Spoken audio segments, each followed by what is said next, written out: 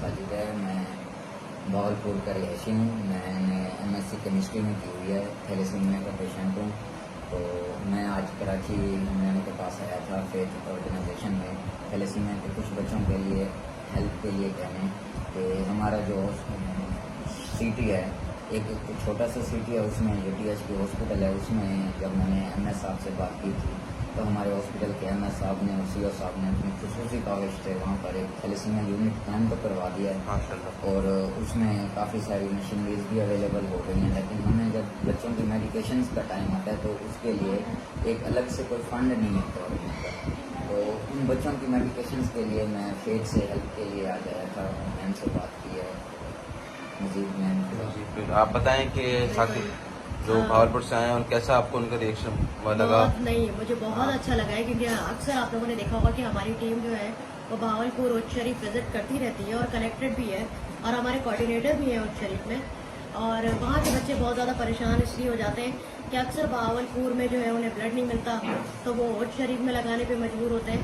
تو یہ تو میرے لیے ایک بہت ہی حیران کن اور بہت ہی خوشی کی بات ہے کہ وہاں احمد پور میں اتنا اچھا سیٹ اپ اگر چل رہا ہے تو ڈیفینیٹلی ہم اسے ہیلپ کرنا چاہیں گے.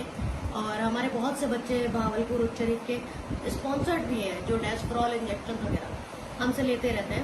تو یہ تو ہمارے لیے بہت اچھا ہو گیا کہ احمد پور ہم انشاءاللہ وزٹ بھی کریں گے اور جتنا ہم سے ہو سکا ہمارے ڈونر سے ہو سکا تو ہم ضرور اس میں ہیلپ کریں گے. تھینک یو سو مچ.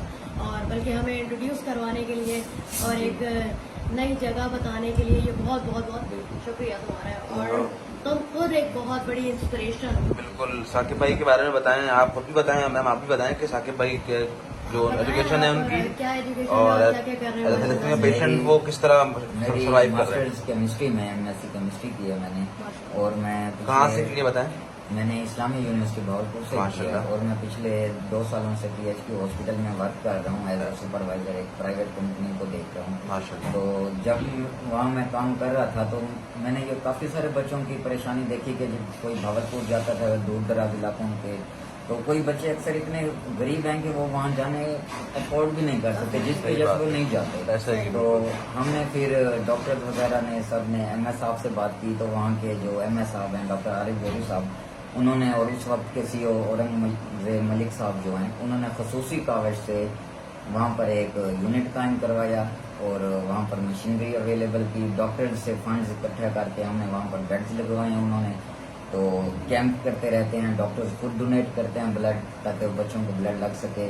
لیکن جو گورنمنٹ کا فنڈ ہے وہ میڈیسنز کے لیے ہمیں مسئلہ ہوتا ہے کہ گورنمنٹ نے میڈیسنز کے لیے کوئی فنڈ وہاں پر اسپیشلی ہمیں نہیں دیا ہوا ہے, نہ ہی وہ THP لیول پہ ہوتا ہے وہ. ٹھیک ہے نا. تو اس فنڈ کے لیے اس میڈیسنز کے لیے صرف فنڈ یہاں آئے ہیں. تو انشاءاللہ ہمیں یہاں سے پازیٹیو رسپانس مل رہا ہے. ہم نے وعدہ کیا کہ میں وزٹ بھی کریں گے اور ہمیں انشاءاللہ میڈیسن بھی اویل کریں گے. جیسے کہ دیکھنے والوں کو میں یہ بات بتا دوں کہ تھیلیسیمیا میجر کے اندر ہو یا تھیلیسیمیا انٹرمیڈیٹ کے اندر تو صرف بلڈ ٹرانسفیوژن ایک اس کا واحد حل نہیں ہے.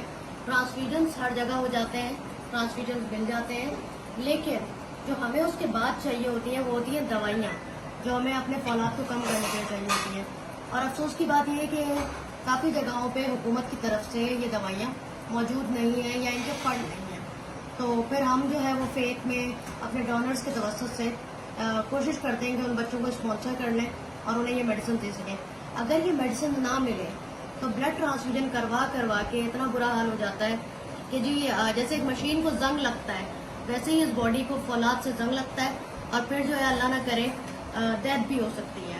تو یہ فولاد کم کرنے کے لیے ہمیں دوائیاں بہت زیادہ اتنی ہی ضروری ہے جتنا ایک بلڈ ٹرانسفیوژن.